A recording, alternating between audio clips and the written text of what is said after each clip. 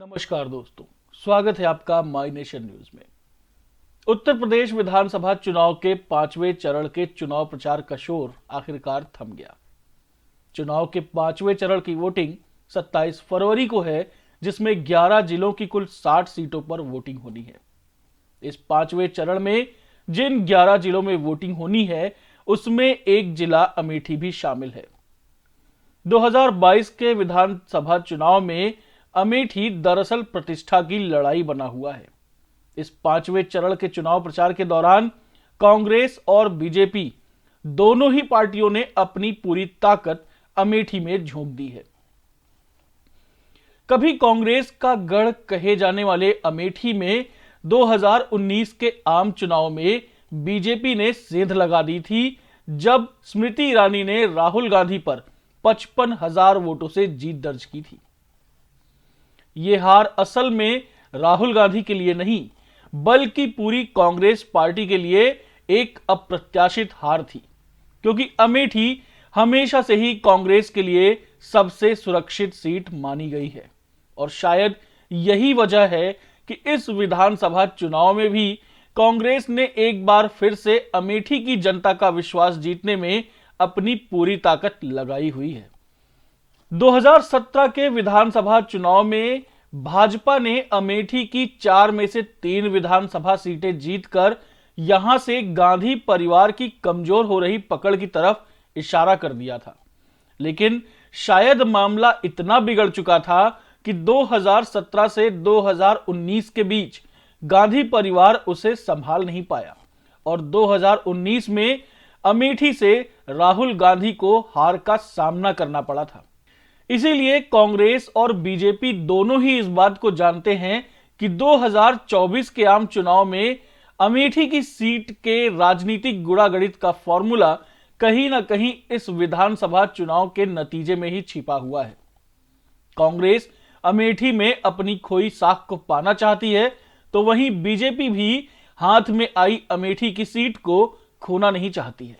अब अगर अमेठी जिले की विधानसभा सीटों की बात की जाए तो यहां कुल 4 विधानसभा सीटें हैं, जिनमें अमेठी, तिलोई, जगदीशपुर और गौरीगंज भी शामिल हैं। 2017 के विधानसभा चुनाव में भाजपा इन चारों में से 3 सीटों पर जीत हासिल करने में कामयाब रही थी। तो सबसे पहले बात करते हैं अमेठी विधानसभा क्षेत्र संख्या 186 की, यानी अमेठी विधानसभा। इस विधानसभा क्षेत्र में लगभग 3,47,000 वोटर हैं। अमेठी जिले की इस सीट पर भाजपा ने संजय सिंह को अपना प्रत्याशी बनाया है। पिछले चुनाव में भी इस सीट से भाजपा प्रत्याशी की ही जीत हुई थी। फिलहाल संजय सिंह को कांग्रेस प्रत्याशी आशीष शुक्ला से काफी बड़ी टक्कर मिल रही है। आशीष शुक्ला को इस विधानसभा क्षेत्र में बेहद साफ सुथरी छवि के लिए जाना जाता है। आशीष गांधी परिवार के भी काफी करीबी माने जाते हैं। वहीं इस सीट से समाजवादी पार्टी ने इस चुनाव में गायत्री प्रसाद प्रजापति की पत्नी महाराजी प्रजापति को प्रत्याशी बनाया है। गायत्री प्रसाद प्रजापति पिछले कुछ समय में, अगर आपने सुना है, तो एक नाबालिग लड़की के साथ रेप केस के मामले के चलते काफी चर्चा में रहे थे। यह माना जा रहा है कि समाजवादी पार्टी को गायत्री प्रजापति की इस छवि से भारी नुकसान उठाना पड़ सकता है। अब बात करते हैं अमेठी की दूसरी विधानसभा सीट की। दूसरी विधानसभा सीट है तिलोई, यानी विधानसभा क्षेत्र संख्या 178। इस विधानसभा क्षेत्र में लगभग 3.5 लाख वोटर हैं। भाजपा के मयंकेश्वर शरण सिंह ने पिछली बार इस सीट से चुनाव जीता था और उन्हें कुल वोटों का 49% से भी ज्यादा वोट मिला था। बीजेपी ने इस बार भी उन्हें ही अपना प्रत्याशी बनाया है। मयंकेश्वर शरण सिंह का इस विधानसभा क्षेत्र के वोटरों पर बहुत ही ज्यादा प्रभाव माना जाता है, जिसके चलते उन्हें काफी मजबूत कैंडिडेट माना जा रहा है। इसके बाद अमेठी जिले की विधानसभा है जगदीशपुर, यानी विधानसभा क्षेत्र संख्या 184। इस विधानसभा क्षेत्र में 3,72,000 वोटर्स हैं।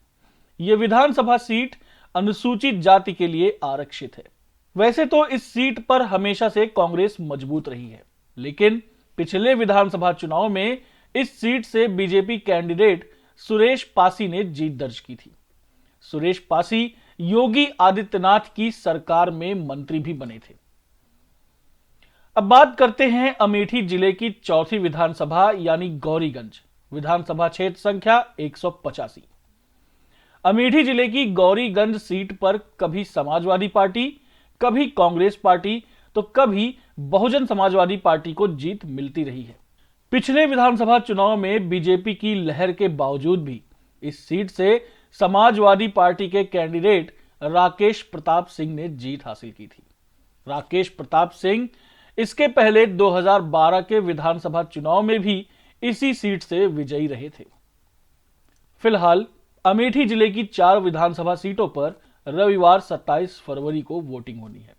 5वें चरण का चुनाव प्रचार थम चुका है।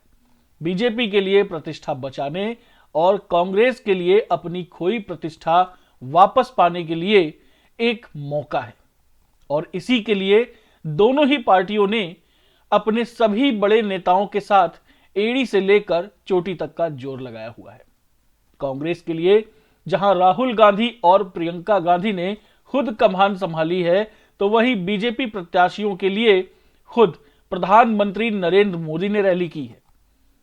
अमेठी सांसद स्मृति ईरानी पिछले कई दिनों से अमेठी में ही रुककर बीजेपी के सभी प्रत्याशियों के लिए वोट मांग रही हैं। फिलहाल इस विधानसभा चुनाव का नतीजा 10 मार्च को सामने आएगा। दोस्तों, चुनाव से जुड़ी हर तरह की खबरों और अपडेट पाने के लिए हमारे चैनल को सब्सक्राइब करें और बेल नोटिफिकेशन भी ऑन कर दें, जिससे आपको हमारी हर वीडियो की नोटिफिकेशन मिल सके। नमस्कार दोस्तों।